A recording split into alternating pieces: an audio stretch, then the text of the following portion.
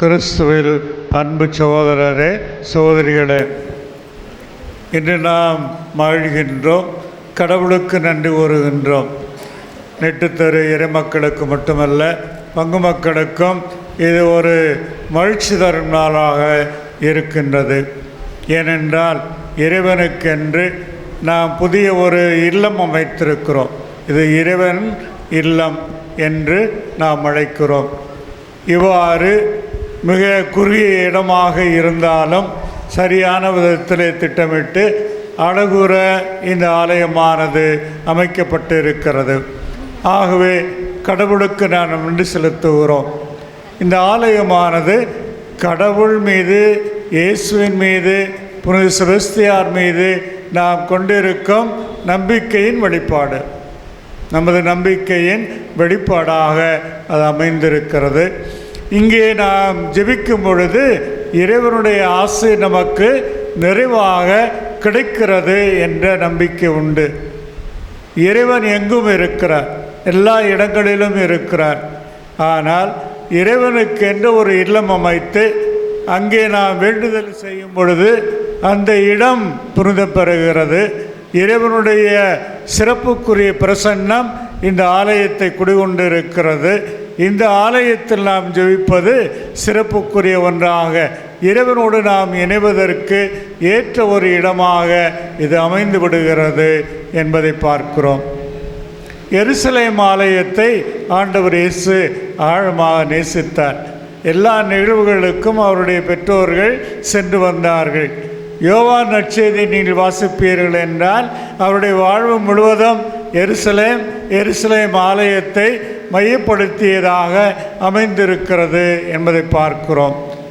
இவ்வாறு எருசலேம் ஆலயத்தை இயேசு நிறைவாக நேசித்தார் என்று நாம் வாசிக்கிறோம். இவ்வாறு குழந்தை இயேசுவே அங்கே திருவிழாவுக்கு சென்றிருந்த பொழுது காணாமற் போய்விட்டார். அப்புறம் அந்த பெற்றோர்கள் தேடி அலைந்து 3 நாளுக்கு பின் இயேசுவை கோவிலில் தான் பார்த்தார்கள். அங்கே ஏன் இப்படி எங்களுக்கு தொந்தரவு கொடுத்து விட்டீர் என்று கேட்கும் பொழுது, தாய் கேட்கும் பொழுது, ஏன் என்னை தேடினீர்கள்? நான் தந்தையின் இல்லத்தில் இருக்க வேண்டும் என்பது உங்களுக்கு தெரியாதா என்று கேட்டார். அவர்களுக்கு அது புரியவில்லை. ஆனால் இவ்வாறு தந்தையின் இல்லமாக இயேசு அவர் கூறியிருக்கிறார். ஆகவே கடவுள் வாழும் புனித இடமாக இன்று அர்ச்சிக்கப்பட்டதிலிருந்து இது அமைந்து விடுகிறது என்பதை பார்க்கிறோம். எருசலேம் ஆலயம் 4 பகுதிகளாக பிரிக்கப்பட்டிருந்தது. முதல் பகுதி புனித இடம், ஹோலி ஆஃப் ஹோலிஸ், 10 கட்டளைகள், உடன்படிக்கையின் பேழை, இவை அமைந்திருக்கும் இடம். அங்கு சிறப்புக்குரிய விதத்தில் இறைவன் பிரசன்னமாகிறார் என்று அவர்கள் நம்பினார்கள். அவ்வாறு அந்த இடத்திற்கு தேர்ந்தெடுக்கப்பட்ட குருக்கள் மட்டும் சென்று தூபம் காட்டுவார்கள், காணிக்கை செலுத்துவார்கள். அதற்கு அடுத்தபடியாக ஆண்கள் அமர்ந்து ஜெபிக்கும் இடம், அதற்கு அடுத்தபடியாக பெண்கள் அமர்ந்து ஜெபிக்கும் இடம், அதற்கு அடுத்தபடியாக புற இனத்தார், யூதர் இல்லாத மக்கள் கூடி ஜெபிக்கக்கூடிய இடம். இவ்வாறு புற இனத்தவர்கள் இஸ்ராயலின் கடவுளை தேடி வந்த பொழுது அவர்கள் அந்த இடத்தில் ஜெபிக்க அங்கே நடந்த வியாபாரம், சந்தைக்கூடம் அவர்களுக்கு இடரலாக இருந்தது. ஆகவே தான் இயேசு கோபப்பட்டார், அவர்களையெல்லாம் அடித்து துரத்தினார் என்று வாசிக்கிறோம். இந்த புற இனத்தார் வாழும் பகுதியில் தான் மக்கள் காணிக்கை செலுத்துவதற்கான புறா விற்பதும் வாங்குவதும் மற்றும் நாணயம் மாற்றுவோரின் மேஜைகளும் அங்கே போடப்பட்டு அங்கே ஒரே இறைச்சலாக இருந்தது. ஆகவே தான் இயேசு கோபப்பட்டு என் தந்தையின் இல்லத்தை வாணிபக்கூடமாக்க வேண்டாம், சந்தையாக்க வேண்டாம் என்று கோபப்பட்டார் என்று வாசிக்கிறோம். இவ்வாறாக அந்த இறைவன் இல்லத்தை ஆண்டவர் எவ்வளவு தூரம் நேசித்தார் என்று நாம் தெளிவாக பார்க்கின்றோம். இவ்வாறு இறைவன் வாழும் இல்லமாக அவரே திகழ்ந்தார். அவரிலே இயேசுவிலே இறைவனை மக்கள் கண்டார்கள். மெய்யாகவே கடவுள் நம்மை தேடி வந்திருக்கிறார் என்று சொன்னார்கள். ஆகவே இயேசுவிலே தந்தையாம் இறைவன் குடிகொண்டிருந்தார் என்று நாம் தெளிவாக பார்க்கின்றோம். அதே இறைவன் தூய ஆவி வழியாக நம்மீதும் குடிகொண்டிருக்கிறார். நம்மை கோவிலின் இறைவனின் ஆலயமாக மாற்றுகின்ற இடம் இது. இங்கே இறைவன் நம் உள்ளத்திலே தங்கியிருக்கிறார். அந்த இறைவனின் இல்லமாக நாம் ஒவ்வொருவரும் திகழ்கின்றோம். அதற்காகவே நாம் கூடி ஜெபிக்கிறோம் என்பதை பார்க்கிறோம்.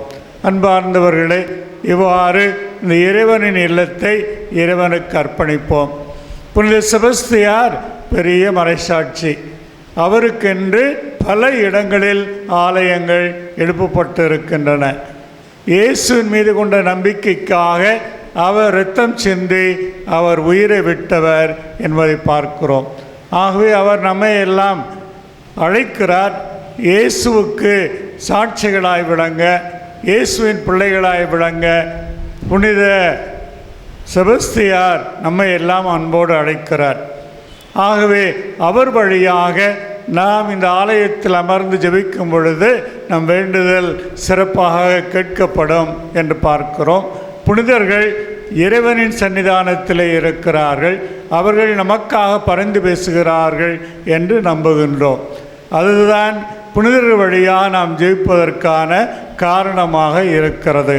நாம் வேண்டுதல் செய்ய தயக்கம் கொண்டவர்களாக நம்முடைய குற்றங்குறைகள், பாவங்கள், பலவீனங்கள் காரணமாய் அமைந்து விடுவதன் வழியாக நாம் நேரடியாக இறைவனிடம் கேட்க துணிய மாட்டோம். ஆகவேதான் புனிதர்கள் வழியாக நாம் ஜெபிக்கின்ற பழக்கம் இருக்கிறது. அவர்கள் இறைவனோடு நெருங்கிய உறவிலே இன்றும் இருக்கிறார்கள் என்பது நமது நம்பிக்கை. ஆகவே புனித செபஸ்தியார் வழியாக இந்த பகுதி இறை மக்கள் அனைவரும் இந்த ஆலயத்திலே கூடி ஜெபித்து திருப்பலியிலே பங்கெடுத்து நிறைவான ஆசீர் பெற்று எல்லா மக்களுக்கும், இந்த பகுதியில் உள்ள எல்லா மக்களுக்கும் இறைவனுடைய அருளையும் ஆசீரையும் அவர் பெற்றுத்தரும்படியாக ஜெபிப்போம்.